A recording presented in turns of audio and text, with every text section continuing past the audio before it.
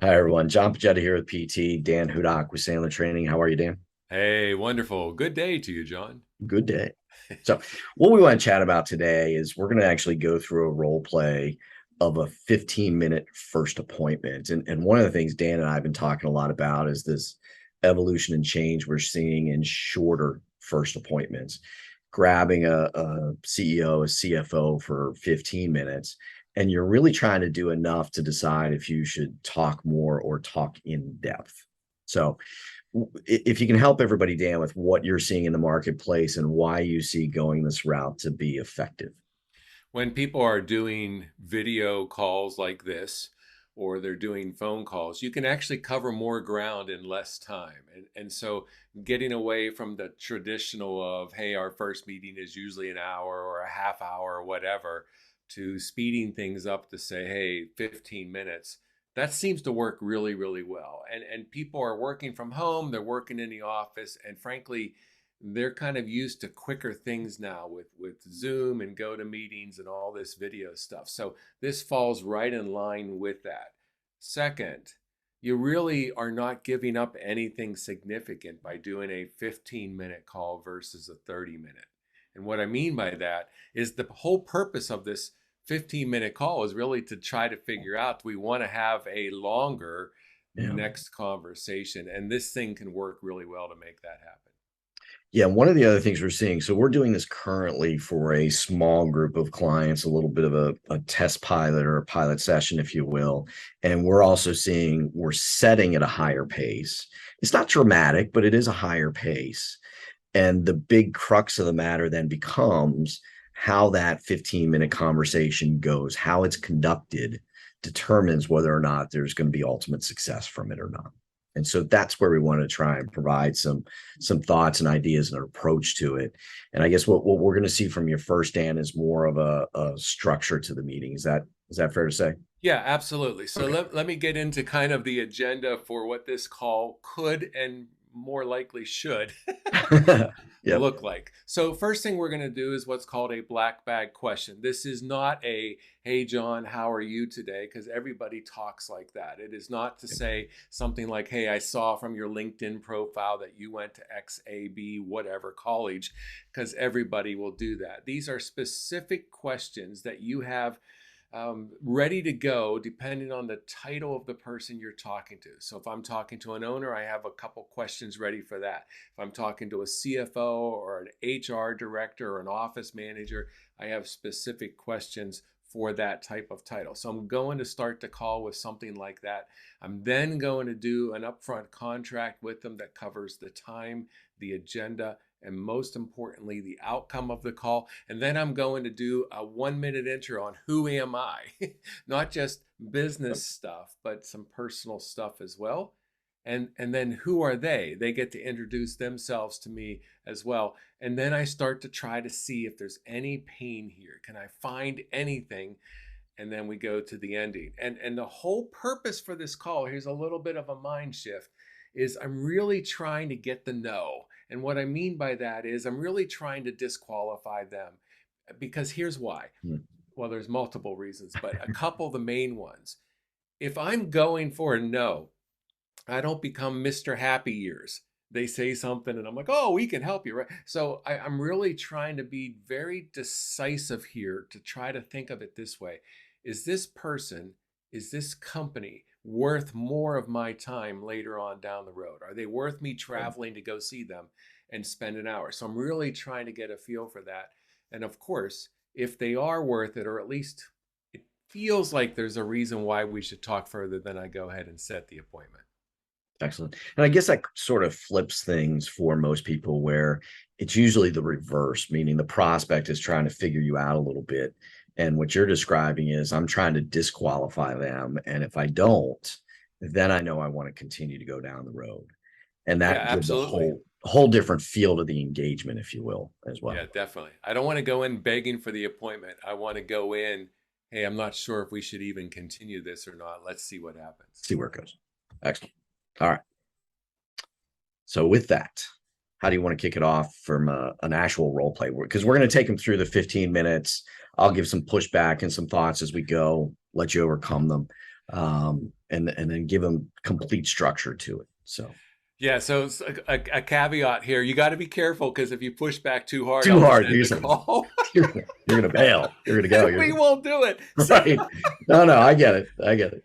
it's so funny, John. I got to say this. I'll do role plays with people during a session, during a class, and they'll push back too hard, and I just end it. And they're like, "Well, you ended it." I go, "Well, yeah. why would I? Why would I continue it? Yeah. No, Exactly. I'm with you. I'm with you. All right. So I'll let you go ahead and just pretend like you're answering the phone. Hi, this is John. Hey, John, Dan Hudock, Sandler Training. I had us down for 11 o'clock. Is it still working for you? Yeah, it's fine, dude. Hey, perfect. And look, before we get started, I am curious about one thing. I like to ask owners this type of question every time I chat with them. Briefly, how in the world did you ever start your company? Interesting. So we're a lumber company. And I didn't start it. It was my father and my uncle who started the business. So it's been a family business. It's now passed down to me and my sister. But gosh, it was 50 years ago with a couple of brothers who were trying to figure out how they didn't want to work for somebody else. They wanted to work for themselves, and they had some experience in the space. And off they went many moons ago. And as we were growing up, we had that option of do we want to come into the fold or not. And my sister and I decided to come into the fold. We have another brother and sister who decided not to. Yeah, I appreciate that. Thank you. Thank you for Yeah, that background. I'm always curious sure. how owners end up where they do. So we have 15 minutes for this particular chat. Is there anything specifically that you wanted to make sure we talked about? Not really. Frankly, I'm not sure what we can really accomplish in 15 minutes. It's not a lot of time, so I don't really have any specific thoughts going into it. Okay, that makes sense. So let me share with you typically how these calls go. So usually here pretty quickly, I'll give you a 1 minute intro on who I am, what I do, and all that kind of stuff, and then you could do the same. And then I'm going to ask you a couple questions, and of course, feel free to ask me some questions as well. But the purpose of this call really is for us to make a decision, and the decision is, I hope, pretty simple, which is at the end of the call maybe there's no fit here. Maybe there's just no reason that you want to talk to me again. Maybe I look at it from my end and go, look, you're fine. You don't need any help. Everything's, perfect. And we just end it. And that's okay. But if it's not that, then maybe we're thinking, I don't know where this goes, but I'm at least interested or intrigued enough to set another meeting where we can talk a little further. Does that all sound pretty fair to you? That's fair. Sure. Okay, so let me take 1 minute, just give you a little bit of an intro about who I am. So, unlike you, I didn't have a parent that owned this company or a grandfather or anything. I started it for my own, but here's why. So, I used to work in a benefits company before, and I found out that, I think I can do this better. And so I decided to just leave all that behind and start a company that could do compensation and benefits and things the way that I would like to have them done. And so I started doing all that. So I've been doing this about 20 some years. I have a lot of experience and knowledge in that industry and all that kind of fun stuff. Personally, I am in my second marriage. I have 4 kids of my own. My youngest is adopted from Ethiopia, and my oldest is 25 years old. So I'm all over the place age-wise. And my second wife, she has 2 daughters as well that are both older and moving out of the house this summer as we speak. So that's a little brief intro on me. Would you mind giving me a 1 minute intro on you? Yeah, sure. So I've been around the business side of this for not quite 30 years now. So out of college into the business. Um, my father, my uncle had me start as low on the totem pole as possible. So I would learn the business from soup to nuts. That was their belief structure to it. If I couldn't do the basics in the business, shouldn't be in the business kind of thing. Yeah. And slowly worked through over time. Um, they retired. My sister and I stepped in. My father unfortunately passed away a few years ago, but my uncle was still with us. And I have 4 kids at home. Luckily for us, they're all older and out on their own. So we've done a lot of I don't know if I want to call it the hard part, but we're into that fun phase of their Yeah. early 20s and they're trying to figure out life. And, it's just a good time interacting with our kids as young adults. It's just a different dynamic, as it sounds like, Yeah, I'm almost there. I still have my youngest daughter is a senior in Yeah. high school, so I'm one more year away One from more, one more year to go. from all that complete. Hey, so look, a lot of times when I talk to owners like yourself, here's what they tell me. They say, "Hey, Dan, I've built a really good business. We've got some great employees. The future's looking really good." And yet, as they open up to me about some things, I might hear some things like this. Number one, they're a little bit worried. They have a key employee that they don't want to lose, and they're worried that perhaps that employee might actually leave, and worse, not only leave but actually join the competition, and they're trying to figure out how to keep them. The second thing that they're concerned about is that as the owner of the company, if something were to happen and they were to pass away, the whole company just goes down. Everything that they worked so hard to build would just go away. And what would happen to all these great employees that are now working for them? And the third thing that I'll hear at times is they're a bit nervous because there's really nothing in place to help their spouse financially other than an insurance policy if something were to happen to them. Or they actually have a business partner, and the last thing either of the partners would like to have happen is that the other person dies and that person's spouse then takes ownership of the company. And frankly, uh, the spouse really doesn't want that either. So I'm curious, John, those three things, is there any of that stuff that I was talking about that you've thought of before? Yeah, I think from my perspective, anyways, maybe not my sister's, but the second and third option, I think we're in pretty good shape on. Mm-hmm. Um, what's changed for us through COVID, we had some loss initially. Luckily, the housing market and the lumber industry, the housing market has really kept us moving for a while. That can obviously change, but for Right, some right. time. Um, that idea of talent acquisition and good people, the right people to work inside the business is always a spot for us. Mm-hmm. We did lose a few people through COVID. Um, I don't know that I'd call any of them key, but I'm always looking for more, better fit. Sometimes we hire people and they turn out they're not bad people, but they're not the right fit. Mm-hmm. So we're always trying to get better in that space, and we have certain people that we certainly don't want to lose.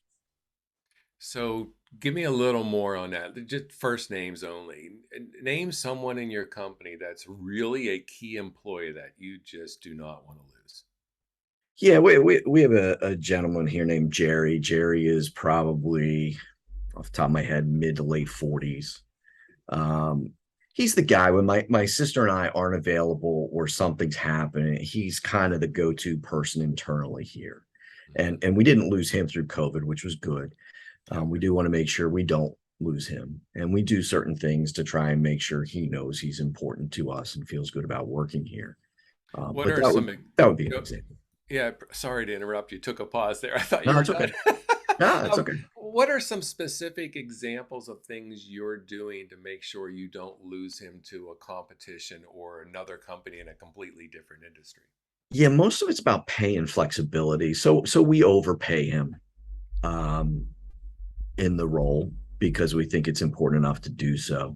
And we offer him a good amount of flexibility. He has some younger kids, so we offer him what he needs to participate in their lives as they're growing up, vacation time, those kinds of things. But he also finds himself working weekends and giving back in that flexibility exchange, if you will. Mhm. So, of the three things I listed, this was the one that you said might be worth further discussing. Help me understand why. Why are if here's what I mean by this. If you have things pretty well in place, then it shouldn't be a concern. So what does give you some pause here that maybe you don't have everything in place for him? Well, I don't know if we don't. We Mm-hmm. very well might. Mm-hmm. Um, I'm not an expert in ways to keep talent. I'm an expert in lumber. There may be some other things. I've talked to various people over the years. I don't know what you do, what's different, if anything, frankly, or things that have changed, or maybe our business is at a maturity level where things apply now that didn't before. Um, so we entertain these kind of conversations periodically to make sure we're staying on top of it and seeing if there's some avenues to improve. And again, I don't, maybe you can tell me a little bit more about what you offer in that department and we could kind of talk that through. I don't know what that looks like for you. Yeah, that makes sense. So, one last question in regards to that. In the last, I don't know, 5 years or so, have you lost any key employees? Not to COVID, or I'm just talking about they decided to go join a competitor or another company. Yes, we've lost employees. I wouldn't say key like Jerry. Mm-hmm. We've lost some people we would have liked to have kept. Mm, Sure. Um, I top of my head, I don't know if they went to competitors or I don't know how many uh, right. stayed local. And there's not a huge number of competitors for the lumber space in our area, but we know who they are and they're there. They certainly Mhm. could have. Um, so yeah, we've seen Okay. some. So, look, I don't know your world. Yeah. Definitely, you know it way better than I ever will. Um, and I don't know. Maybe this is not worth further discussion. Maybe it is. I don't know. What would you like to do here? Would you like to just say, "Hey, Dan, thanks for calling, but let's pass on this," or would you like to invite me over and let's chat a little further and see if there's something there? Yeah, I don't mind talking it through further. Again, it's been a little while since we entertained this, and our business model looks different today than it did 3, 4, 5 years ago. Mm-hmm. Since we last dove into some of these things. Mm-hmm. And like I said, when it comes to Jerry, we do those things that are natural to us. Mm-hmm. Maybe there are some things that aren't natural to us that we should consider. Um, but Maybe. I don't know. I mean, I've got a personal person that I work with. Really hasn't discussed this topic so much. So I'm certainly willing to entertain and listen to some of the thoughts you would have. Where it would go from there, I have no idea. Yeah, and it might very well be once we get together that there's nothing, there's really nothing there. And that's okay. At least you would feel better about the whole situation and what you're doing is fine. On the other hand, maybe there is something that could be done and we could discuss that a little further. I'm not sure which way that goes. So let me make a suggestion. Why don't we pull out our calendars and pick a time you invite me over and let's plan for an hour. Does that sound fair? Yeah, that's fair. That's fair. Okay. And then I would go ahead and Go do through that process. that. Um, I would go ahead. yeah, one thing I thought about there, Dan, kind of stepping out of that now. If I push for some things to say, hey, can you send me some things to review prior, all that kind of stuff? What kind of general approach would you take with that? So go ahead and ask me that. Let's role play Okay, that. no, that's right. So in prepping for that hour worth of time, so I can be more in tune. Can you send me some of the things that you talk with business owners about, like myself, when it comes to key employees and retaining talent? Yeah, I'd be happy to do that. How do you want me to send that to you? Email And what's your email address? abc@abc.com. Okay. You know what? Help me because we're still really early in this process. What are you looking for in that information? Maybe some of the big picture overview things as far as how you help business owners retain key employees or even attract new talent. Hmm. What are some of the benefits that you consider and some of the things that aren't just what I'm thinking of pay and flexibility and health insurance and 401k. What other types of things come into play that I could bone up on a little bit before we talk next time? Yeah, so happy to do. I guess I just have, and I'm not trying to sound like a politician and be evasive here, so just know that. But here's my concern: I have a ton of stuff that I could send you, and if it would make more sense, I'll send you the link to my website. There's a lot of information on there. After we talk, if there's something specific out of all that stuff that you would like more information on, I will be happy to send over and get you that little rifle shot type Sure. of approach to stuff. Does that make more sense? Yeah, that does. That's fair. I don't want to sift through a, War and Peace novel to try and get through stuff. I get it. Because that's what you would get, a War and Peace novel. So Yeah. Yeah. I don't have time to read through all that stuff either. So just know I'll send you my link to my website. Look through all of that. And then when Fair we enough. get together, if there's anything specific, I'll be happy to let Sounds you good. see that as well. All right. Any other, and just out of role play here, Yeah, any no, other no, no. object? So here's the key to that. First, you agree to do it. Don't fight it right away. You got to make that agreement. Yeah, I'd be Yep. happy to send it over. Yep. And then it almost becomes an afterthought, like, well, wait a second, why would I do this? I will say, if you were a higher D type personality, very assertive and aggressive, boom, boom, boom, my follow up would have been, as after I get your email addresses, I would say, wait a second, why would I do this? And I would have a more assertive type discussion with you than I just did. Should we talk that one through? Well, we could do that. All right. Absolutely. All right. Role play that through with me then. Okay. John, anything else you need from me at this point? No. Okay. Well, you got to ask me for this stuff. If you don't ask me, I'm like, John, anything else you need from me at this point? Yeah, Dan, why don't you send me over some material so I can be prepared for the meeting? Send me whatever you got on how you help people like me with key employees. Ah, okay. I understand. Um, John, why would I do that? I just want to be prepared for the time, Dan. I don't want to waste my time or yours. Well, I have a fear. Okay.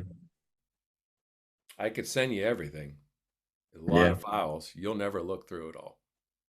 All right. So, is there something specific you'd like to see? Because let me give you an option. Because your time is valuable, but so is mine. So I could send you a rifle shot approach if there's something in particular you want to find out between now and our next meeting.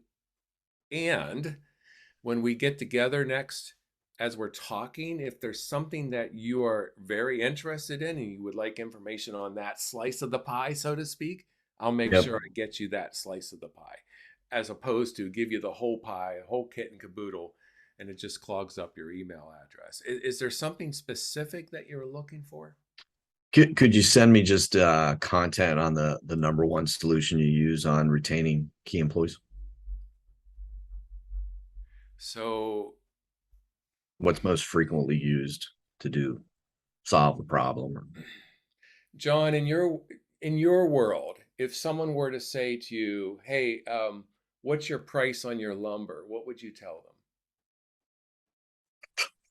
What kind of lumber? What kind of quality? There's so many variables. That's kind of where I Thank am you. on the number All one right. solution. You All right. get it? Yeah, fair enough. I get it. All right. Still comfortable with meeting with me? Yeah, that's fine. Okay. That's good. I think, Dan, that always pushing back to somebody's known world helps a lot. Yeah. And I think the other really big important piece in what you laid out there, by having that systematic structure, there wasn't those awkward pauses. There wasn't that unknown of where you're going to go or how you're going to take it. You stay on point, and with a shorter amount of time, I think that's really important. I don't feel like you are unprepared, but there's also not that much you're giving me, really. Mm-hmm. Mm-hmm. And that's kind of the point to some degree. Yeah, it's very interesting. At the beginning, people may remember that I said, "Hey, look, part of the agenda is I need to ask you questions. Feel free to ask me some as well." Yep. Rarely do they ever ask you any questions. Yeah. It's Interesting it's the point. most bizarre thing, and I think, John, the reason is when a salesperson is typically talking to an owner in this case, what are they talking about? They're talking about their products, their services, what makes them different, what makes them great, and of course that allows the owner to ask questions then. Yeah. But in this particular scenario, what I'm doing is asking questions to try to find pain, and the Yeah. owner is talking about themselves. Yes. And generally, because of that, they won't have a lot of questions for me. So my takeaway, there's probably three things that anybody looking to do this needs to think about relative to building out this structure for themselves. One is, what are those black bag questions, and base them on the audience. So Mhm. you've always used with owners, how'd you ever get into the business in the first place? It's a natural one. They like to talk about it. It's easy. So coming up with those questions for those other individuals. And you've always also said, hey, if you start with a question and it seems to land like a dud, take it out and plug something else in. It's okay. That's part of the curve. Yep. The second piece is that summary of three. Hey, these are the three most common prevalent things I'm seeing right now. Is any of this real in your world? What are those three bullets? And how are they going to have that conversation? Mhm. And then that short pain funnel and those questions that come into play there. And being nimble enough to have other ones to plug in based on what plays out. Are there other things that you see that somebody needs to really think about as they're looking at this?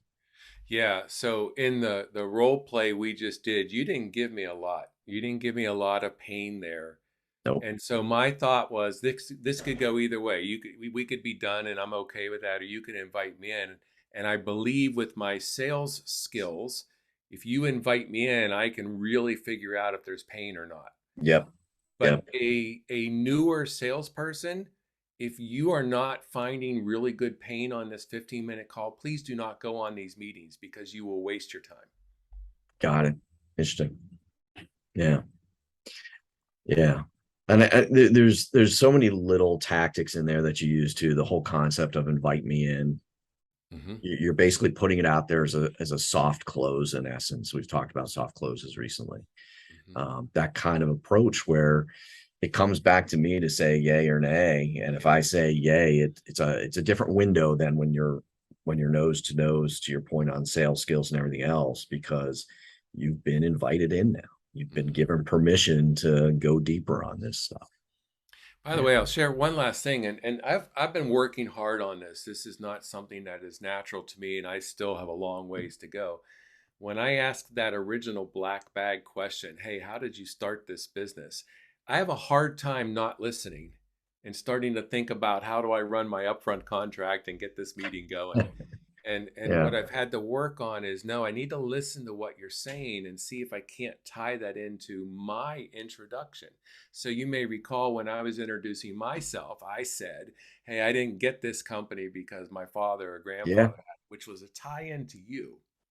And that's bonding and rapport. So that's an Interesting. important thing. It's not easy for us to do. That makes me think, is there merit in saying, hey, once you ask that question of that owner, in order to force yourself into the listen mode, ask a follow-on question based on whatever they give you? You can. We just have to speed that up because I don't Because want. our clock's ticking. Well, it's Yeah. because at some point here, I'm going to ask them for a 1 minute intro, and I don't want them Yeah. to have already given it to me. Fair. Fair. No, that makes sense. That Hey, makes by the sense. way, you probably noticed this, and I know we've talked about it before, but in my 1 minute intro, I share some personal stuff, and that then allows you in your 1 minute intro to do Yes. the same thing, and that's another bonding Yep. network step It's there. very natural for the prospect to follow your lead on what you shared, they share back in Yep. essence. Yeah. Yep. So, all right. Any last points you want to leave with everybody? Go out and make some money off this stuff. Go get them.